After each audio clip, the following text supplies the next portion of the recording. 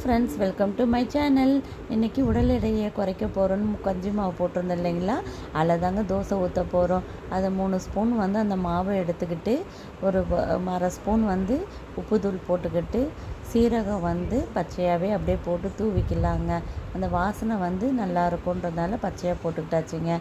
ஒரு வானலியில் 2 ஸ்பூன் எண்ணெய் ஊற்றிட்டு கடுகு, சீரகம், கருஞ்சீரகம், கடலப்பருப்பு, உளுத்தம்பருப்பு நல்லா போட்டு பொன்வரெல்லாம் வதக்கிக்கணுங்க.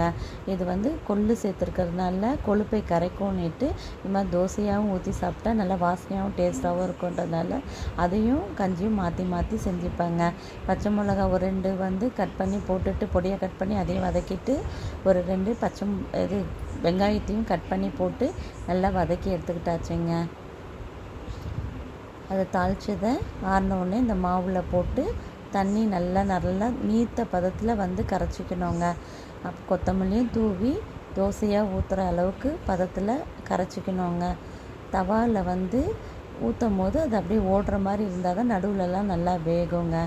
இது கேழ்வரகு கோதுமை இருக்கிறதுனால வளவலன்னு இருக்குன்றதால அரிசி மாவு 2 ஸ்பூன் போட்டுட்டு நல்லா நீர்த்த பதத்தில் கரைச்சிக்கிட்டாச்சுங்க.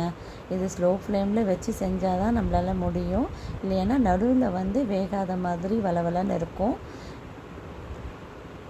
இந்த பதத்தில் கரைச்சி ஊற்றணுங்க.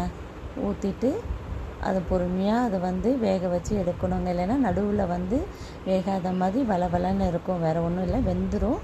இருந்தாலும் அந்த வளவளப்பு தன்மை இருக்கும். முருவலாக வரணுன்னா ஒரு ஸ்லோ ஃப்ளேமில் வச்சு பொறுமையாக எடுத்துக்கலாங்க. இந்த டிஷ் பிடிச்சிருந்தா லைக் பண்ணுங்கள், ஷேர் பண்ணுங்கள், கமெண்ட் பண்ணுங்கள், சப்ஸ்கிரைப் பண்ணுங்கள். தேங்க்யூ.